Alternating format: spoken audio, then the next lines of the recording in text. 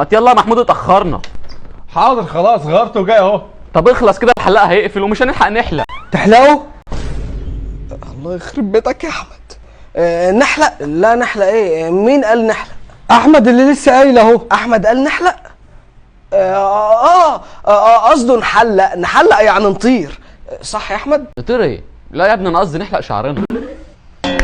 يا غبي، انت ما سمعتش فيديوهات الحلقه اللي فاتت ولا ايه؟ خلاص خلصت، يلا بينا عشان نلحق الحلاق. اهو بيقول حلاق، يعني اكيد رايحين تحلقوا. انا حاولت انقذكم بصراحه، بس انتوا اللي اغبياء. اشربوا بقى. نشرب؟ هو في ايه؟ لا ابدا مفيش، كل الحوار ان مفيش حد فيكم هيطلع من هنا بشعره بس. ليه؟ دلوقتي هتعرف يا حبيبي. قولوا لي بقى، بتدفعوا كام للحلاق اللي بتروحوا له ده؟ بندفع. اوعى تقول له، ولا اقول لك قول له انكم بتدفعوا 10 جنيه. 100 جنيه يا عم علي. غبي والله غبي. طب بقول لكم ايه، هلحق انا بقى اقوم اخش اوضتي واقفل على نفسي بالمفتاح. السلام عليكم. انا اسف يا ولاد خالتي، حاولت اساعدكم بس انتوا اللي دبستوا نفسكم. ربنا معاكم بقى. هو في ايه؟ مش عارف. قال قول لي يا حماده، انت بجد بتدفع للحلاق 100 جنيه؟ ايوه يا عم علي، انا 50 ومحمود 50. طب ايه رايكم بقى في حلاق يحلق لكم انتوا الاثنين ب 50 جنيه بس؟ حلاق يحلق لنا احنا الاثنين ب 50 بس؟ ده فين ده؟ ما قدامك اهو. انا هو انت بتعرف تحلق يا عم علي؟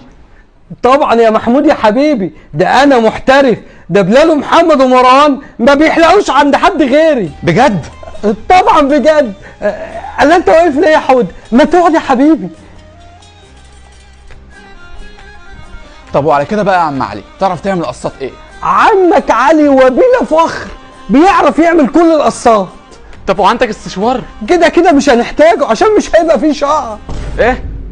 قصدي يعني مش هيبقى فيه شعر واقف ولا هايش يعني. يلا بقى يا حلوين، قولوا لي مين فيكم اللي هيحلق الاول؟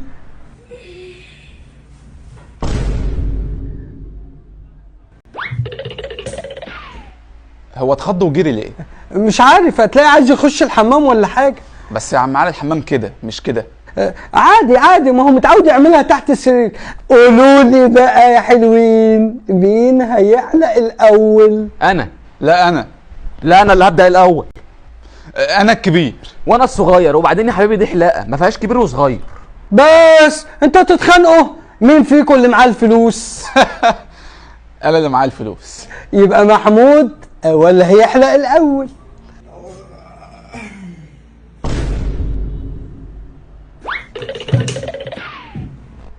انا هموت واعرف هما بيجروا ليه.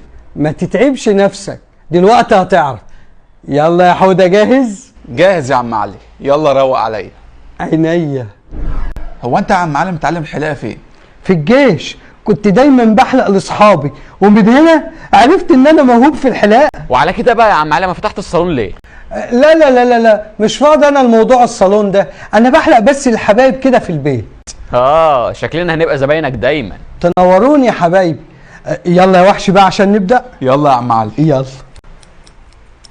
يلا يا حوده، خلصنا. خلصنا ايه واحنا لحقنا؟ ما هو انا نسيت اقول لك ان انا هنا بتميز بالسرعه في الاداء.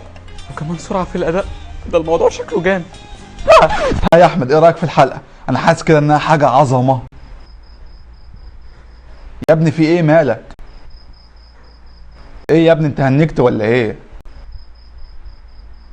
هو ماله يا عم علي؟ من ساعه ما شافني هو مصدوم. هو انت عملت لي ايه؟ دي اكيد صدمه الفرحه يا حوده، هو ما كانش يتوقع ان انا حلاق شاطر كده. بجد؟ طب فكنا بقى كده يا عم علي، اما اروح اشوف نفسي عامل ازاي في المرايه. لا لا لا، شوف نفسك في المرايه ايه؟ استنى شويه، مش دلوقتي. مش دلوقتي ليه؟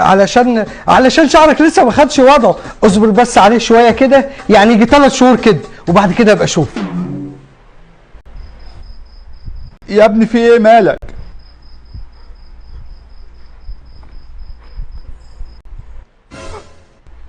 انا كده عرفت محمد وبلال ومروان جريوا ليه. وانا كمان عرفت ليه محمد وبلال ومروان بيبقوا حالقين شعرهم كل عيد زيرو. يوه، ده وقت نوم يا حوده. يلا عشان بس عايز احلق لاخوك. شكرا يا عم علي، انا خلاص قررت اربي شعري. تربي شعرك؟ لا طبعا، انت عايز تضيع عليها ال 50 جنيه اللي اتفقنا عليهم ولا ايه؟ هديك 100 بس تسيبني امشي بشعري. يا ابني انا مش هدفي بس الفلوس، انا هدفي ان انا انضفك، وانت مش هتمشي من هنا غير لما احلق لك. على جثتي. قصدي مش عايز احلق يا عم علي والنبي.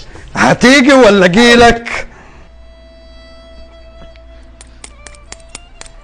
يلا يا حماده خلصنا.